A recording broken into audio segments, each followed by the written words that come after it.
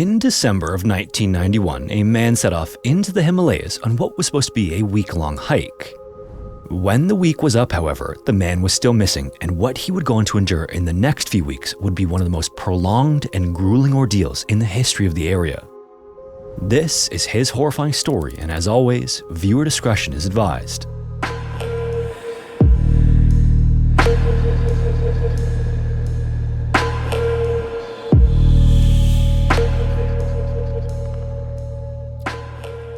In September of 1990, Australian medical student James Scott sat down to write a letter.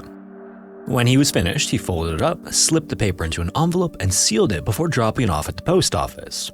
The letter was bound for an unusual place, the South Asian country Nepal, which at the time was considered a third world country and one of the least developed on Earth.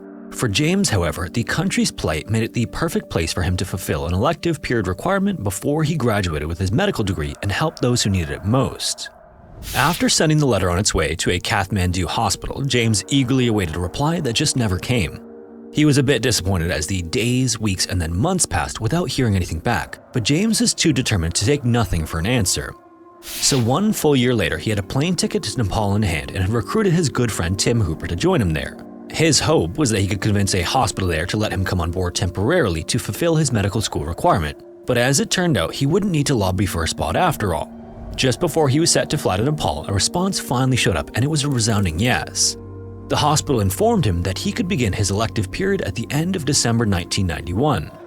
Receiving this long-awaited reply was the icing on the cake for the then 22-year-old. James felt like he was on top of the world. He was attending a great medical school and earning top grades, and he had met a woman he planned to marry once he returned to Australia after his residency in Nepal.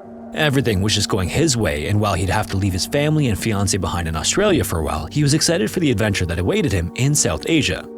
James wasn't exactly what you'd call a thrill seeker, but he very much enjoyed staying active. He worked out sometimes 6 times a week through hiking or bushwalking, as it's sometimes called in Australia. He also cycled in some of his home country's most challenging natural terrain, but it was karate that was his real passion and something he truly excelled at. James had earned a black belt and competed nationally, and in 1989 he won his weight class at the Queensland Championships, and later that year he finished 3rd in the Australian Championships. All this is to say that James was young, fit, strong, and capable of taking care of himself. Now, despite his residency not beginning until December, James flew to Nepal in September along with Tim to settle in. He then visited the hospital a handful of times and met the doctors and nurses he'd soon be working alongside, and they got to know him a bit too. And when some of them learned about his passion for staying active, they recommended that he use his downtime before his elective period to begin to trek the nearby Himalayas. For an avid hiker like James, this was the opportunity of a lifetime. The Himalayas obviously aren't just any mountain range, and Kathmandu is like the epicenter of activity as one of the closest settlements to Mount Everest. Interestingly though, while James enjoyed hiking, he wasn't much of a climber. In fact, he was terrified of heights, so climbing a peak like Everest was out of the question, but luckily the Himalayas offer a variety of terrain that was much more suitable for him. After getting settled in Kathmandu, James and Tim immediately started planning a hike up the Jomsom Trail, which is a popular trekking route that takes more than a week to complete and runs through forests, rocky landscapes, and the deepest gorge in the world. And since this was more than just a leisurely day hike, James and Tim wanted to make sure they were prepared. The Himalayan winter was fast approaching, so they set about securing a list of supplies, and they would also hire 2 porters to help carry their gear and a guide to lead them. When the day finally came to set out, James and Tim quickly found it to be an enjoyable trek. As the days passed, they reached as high as 9,800 feet or 3,000 meters and were treated to some of the most spectacular views anywhere on Earth. The weather was cold considering the high altitudes, but it wasn't anywhere near as bad as they were prepared for. As they continued on, they even ran into some trekkers who were just wearing ski jackets and sneakers, and soon James and Tim felt a bit ridiculous for being so over-prepared. So just a few days into the hike, they decided to let the guide and porters return to Kathmandu with much of the gear they had brought with them, while they continued on with just what they had in their backpacks. A few days after that, they arrived back in Kathmandu, riding the high of completing a successful trek through the Himalayas. The trip went so well, in fact, that they immediately began planning another one they could squeeze in before James started his elective period at the Kathmandu hospital. And after having a taste of the Himalayas, they figured they'd be able to prepare with a little more knowledge of what to expect. The problem with that assumption, however, was that their next trek would begin in late December, which was a much different animal than a Himalayan September. Their preparation for the Jomsom Trail would have been much more appropriate for their next planned trek, but the ease that they completed the Jomsom Trail gave them a false sense of security. This time, they planned to take the Halambu Trail, which was a much more challenging route, but one with lodges along the way, giving trekkers a chance to eat and rest. When December rolled around and they made their final preparations for the trip, they did so with minimal gear, just enough to fit in their rucksacks. James also brought 10 pairs of underwear, a handful of t-shirts, a pair of thermal underwear, several pairs of pants, one sweatshirt, and a light jacket. Additionally, he brought one towel, his camera, and 4 different books to read during nights in the lodges. On December 21st, they got their trek started and made it to the first lodge, where they met a few German hikers who were on their way back along the Halambu Trail. And according to the Germans, the trek wasn't that difficult, but there also wasn't much in terms of payoff of things to see. So James and Tim start to have second thoughts about their plans. James then pulled out a map of Nepal that he had, and as was often the case in third world countries, it was old and outdated, but he could at least see some of the other trail options if they want to change course. After looking at the map James was reviewing, the Germans pulled out a much better and newer map and allowed James and Tim to keep it. The pair then set their sights on the Gosenkund Trail, which was an offshoot of the Halambu Trail that wasn't marked on the old map. So the next morning, they got an early start, and along the way, they caught up with a man named Mark Fulton, who was trekking solo. And in one of those small world scenarios, James and Tim immediately recognized Mark's accent as Australian, and the three made fast friends. As it turned out, Mark was also planning to take the Halambu Trail, but James and Tim were quick to convince him that it wasn't worth it based on what they had heard from the German trekkers. One of them then suggested they take the Gosenkund Trail together, and it was settled. The three men then continued along the Halambu Trail toward the intersection that would lead them to their new route. Along the way though, Tim suffered a leg injury, and as much as he tried to push himself through the pain, it just wasn't happening. Tim then stopped the other two and said that he was going to return to Kathmandu. James and Tim then had a quick conversation, and James said he'd return with him, but Tim insisted that he go along with Mark and finish the trek. Tim didn't say it at the time, but it was written all over James's face that he wanted to keep going, so the two friends made plans to meet for dinner at their favorite restaurant on Christmas Eve before going their separate ways. As they did, Tim asked James for one of the maps he could follow, and in an absent-minded moment, James accidentally handed him the new map the Germans gave him, the one with Gosenkund. Tim also forgot to hand over the one letter they had between them in case James and Mark would need to start a fire at some point. But either way, James and Mark then continued to trek to the Himalayas for the rest of the day before making camp somewhere around 9,800 feet above sea level. The next day, they made it to an area called Therapati, where the intersection with Gosenkund was. Once there, they noticed several trekkers coming back down Gosenkund toward them, and the two groups stopped to chat for a moment, namely so James and Mark could gather some info on what might lie ahead. The returning trekkers said that it was a challenging trail for sure, but there was no snow on it, which made it infinitely easier to traverse. So, satisfied that they were making the right decision, James and Mark thanked the trekkers and continued on to their next lodge. At dawn the next morning, the two men awoke to a surprise. It had snowed overnight, albeit with a light dusting, but the clouds were concerning. So just to double check the conditions, they spoke to the lodgekeeper and asked if it was going to snow that day. The lodgekeeper then told them that there was no snow in the forecast and they should be able to make it over the pass with no problems. So around 7:30 a.m., James and Mark departed the lodge and spent about the first hour and a half on a pristine trail, taking in the breathtaking sights of the mountains all around them. As the morning wore on though, conditions changed rapidly. The temperature fell noticeably and more dark clouds rolled in. Soon it also started to snow, but it wasn't anything like what must have fallen overnight. Instead, these were large flakes that severely limited visibility and started to accumulate beneath their feet faster than the two men expected. Before long, the storm had dumped 5 inches of snow onto the ground, and the once clearly visible trail was now buried. This caused James to become concerned as they continued on, and he wondered if maybe they should turn back. Before he could say anything though, he and Mark somehow ended up on the opposite sides of a creek, and they could no longer see one another. It would take them 15 minutes of shouting back and forth before they were able to reunite, and James immediately voiced his fears about the conditions to Mark. Mark, however, was unconcerned and convinced that he could find the pass that would lead them back to Kathmandu. James wasn't so sure, and in a move that disappointed Mark, decided his best course of action was to retrace their steps to the lodge where they spent the previous night. Mark, on the other hand, decided that he was going to continue on, so after a brief conversation, they went in opposite directions. As James started on his journey back the way he came, he did his best to follow the footprints, but the snow was falling so hard that they were filled in more and more the further he went. And before long, he had no idea where he was. There were very few landmarks, if any, to mark the trail, and the snow was falling so hard that it was impossible to see more than 30 feet ahead. This meant that James had to face the fact that he was now lost. So next, figuring that the creek nearby must lead to some semblance of civilization, he started to follow it, and in checking his old map, he saw that it ran right to the town of Talu. After 4 more hours of walking, he noticed that the valley he was once in had significantly narrowed and the high rock walls were rapidly closing in on him. As far as he could see ahead of him at this point, he saw that several creeks came together to form a small river, so he continued on. After a short walk though, he saw that the river had come to a complete end as the rock walls alongside him were now closer than at any point previously. It was a waterfall. But still hoping that he could somehow find a way down it, James crept closer to the edge of it and looked down, and immediately he knew he was in trouble. He estimated its height at around 100 feet or 30 meters, and he was suddenly without many choices. Going down was out of the question, and going back was no guarantee either. This left going up as the only other option. Again, James wasn't a climber, but he figured if he get high enough, he might be able to get above the clouds and wait out the weather. James figured that the rock wall was about as tall as the waterfall, and so over the course of the next 2 hours, he went from ledge to slippery ledge as he somehow made his way to the very top. There were times when he was only hanging on by his fingers. When he was finished, he crested over the cliff and collapsed into exhaustion. But as dangerous as a decision as it was to climb, James did find a rocky overhang that gave him some shelter at the top of the cliff. While he regathered some of his strength, he recalled a few lessons from medical school on hypothermia and just how dangerous a condition it can be. So it may seem counterintuitive, but as he settled in under the overhang, he stripped down, pulled out his towel, and made sure to dry every part of his body. He had just spent hours cold and wet and his clothes were soaked, and he figured it was a lot safer being cold and dry instead. Once he was finished, that night he camped under this rocky ledge with his sleeping bag pulled over his head. In the morning, James got an early start in his desperate attempt to trek out of his current situation.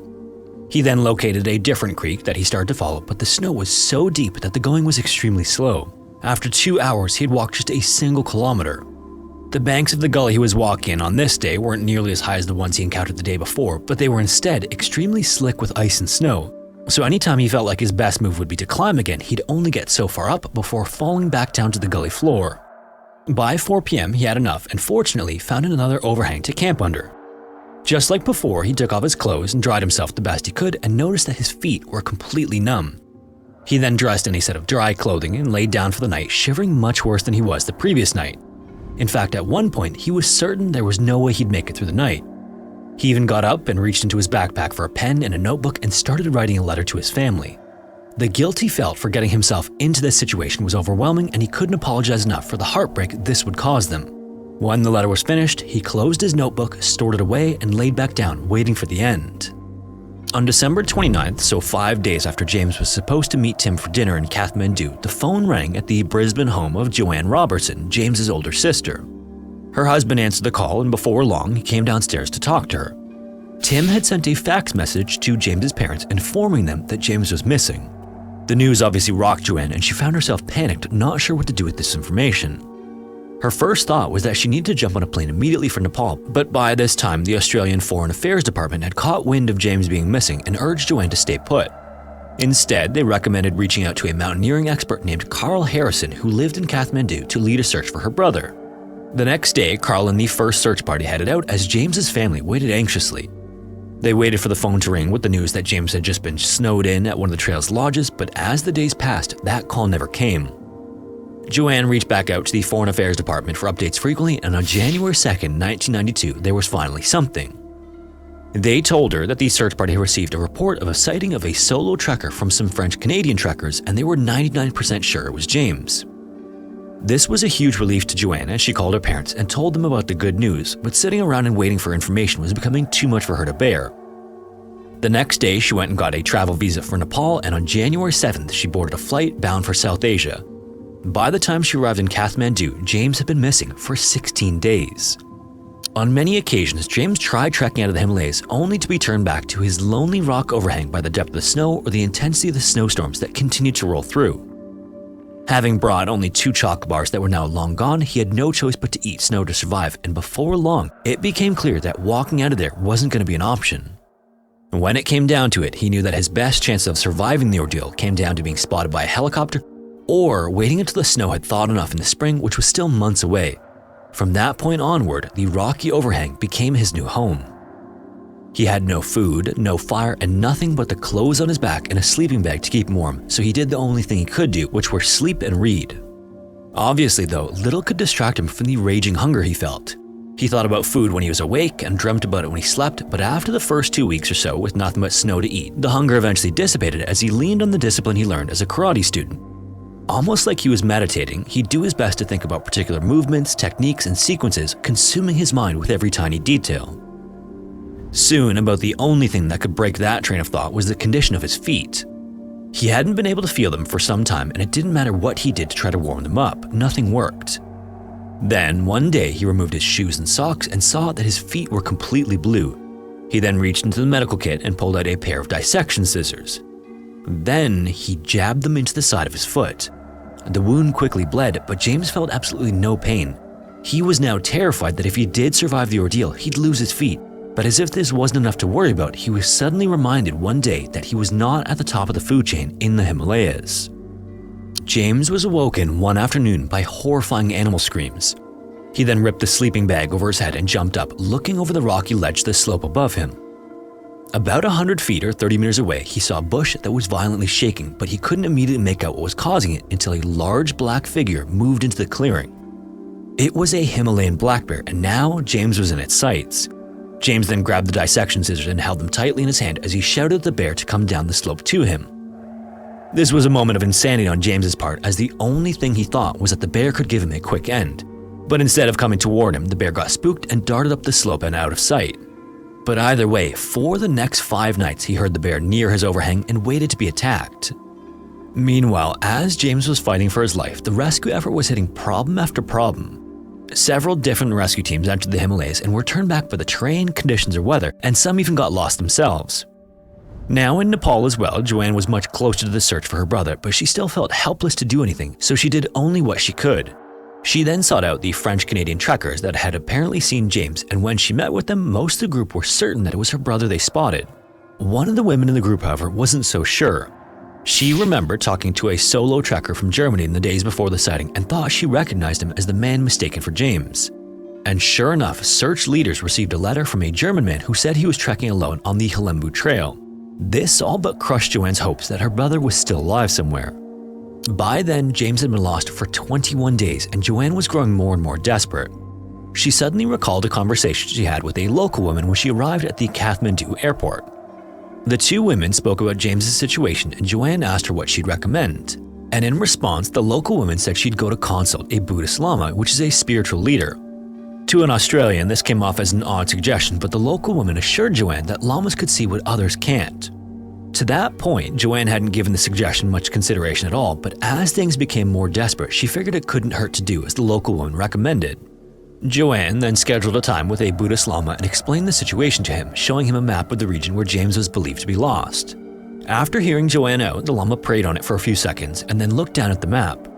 He then dropped his finger on a specific area, a triangle formed by the towns of Pedi, Gopti, and Talu, and told her that the searchers should look there. The area the Lama pointed to, however, was an unlikely place for James to end up.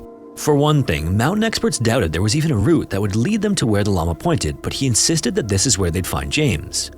Before she left, she asked the Lama if they'd find James alive, to which he replied that she would meet her brother again. At the same time, though, arguably, the more practical approach to the search was still underway, which included tracking down Mark. Rescuers still hadn't been able to find him either, and there was some concern that he might be lost in the mountains too. It was known through Tim that Mark had a flight to Thailand after Christmas, and he was scheduled to arrive back in Australia sometime before January 21st. A message was then left for Mark at the airport by the Australian embassy, and on January 15th he called Joanne. Mark had made it out of the Himalayas by following another pass he had located, which led him to a local village. He then explained to her that he and James separated somewhere between Pedi and Gopti, which was a striking revelation. This meant James had turned back to the southwest, which was not an area where rescuers were looking for him. If he continued on that path, it would put him right in the middle of the triangle the Lama had pointed out on the map. After 30 days stranded in the Himalayas, James finally heard the first signs of any attempt to find him. There was a distinct chopping sound in the distance, which he initially wrote off as the wind, but as it drew closer, it became clear that it was the sound of a helicopter. He then rushed out of his sleeping bag before grabbing it and trudging into a clearing.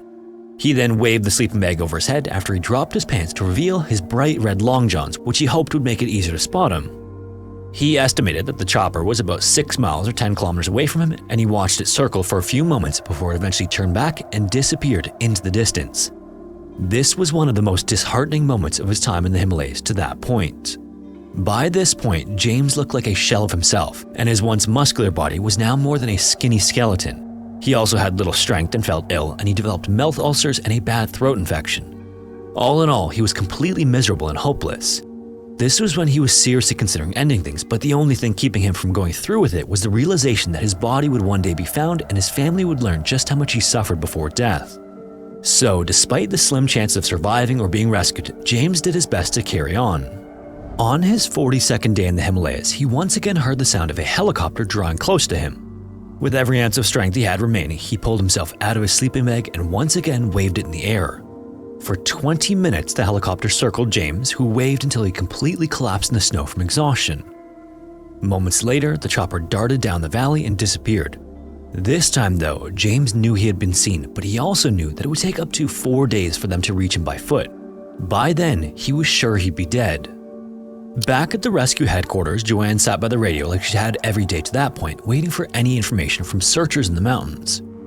The radio then suddenly crackled and a voice came over saying they had found James and that he was alive. The rescuer made sure to repeat the message twice, knowing that it was such an improbable development that it might not be believed unless it was said multiple times. In that moment, Joanne was so overcome that she couldn't even respond to the message. Sometime later, when the helicopter returned, Carl and a team of rescuers set out on foot. Under the rock ledge high above the mountain valleys, James lay in his sleeping bag listening to only the sounds of silence and wind that he had heard for more than 40 days. Suddenly, a third sound interrupted the other two as he swore he heard voices in the distance. To James, this was it. He had reached the point of hypothermia where he was starting to hallucinate and he was sure death would soon follow. But then the voices came closer. So next, taking a deep breath just to be sure, James whistled loudly through his teeth, not expecting any response. As he waited in silence though, a whistle returned, and upon hearing this, James sat up in his sleeping bag and shouted. As he looked out from beneath his rock overhang, he heard the crunching of boots and soon saw two men who crouched down to look beneath the ledge. One of them then asked if he was James Scott from Australia, and James said yes. The two men then leapt beneath the overhang and started hugging and kissing him. The rescuers had been so invested in finding him that they were overjoyed. One of them then looked at James and said that he was a god. When James asked why he said that, the rescuer told James that no one had ever lived in this part of the Himalayas for more than 10 days. James, however, had survived 43. The next morning, a helicopter flew in and James was attached to a harness and pulled aboard. Back at the landing pad, Joanne anxiously waited the arrival of her brother, and when the helicopter landed, several rescuers exited first and helped James out. He immediately started walking toward Joanne as she ran to him, and the two embraced for what felt like an eternity. She hardly even recognized him. He was dangerously thin, dirty, and bearded. And this would be the last time James would walk for some time as he was taken to the hospital. But he would eventually make a full recovery. The spot where James was found was exactly where the llama said he would be. If you made it this far, thanks so much for watching. If you want to listen to the audio-only version of these videos, you can listen wherever you listen to podcasts. Also, if you have a story suggestion, feel free to submit it to the form found in the description. And if you want to support the channel, consider joining the Patreon or becoming a channel member here on YouTube. Anyways, thanks again, and hopefully I will see you in the next one.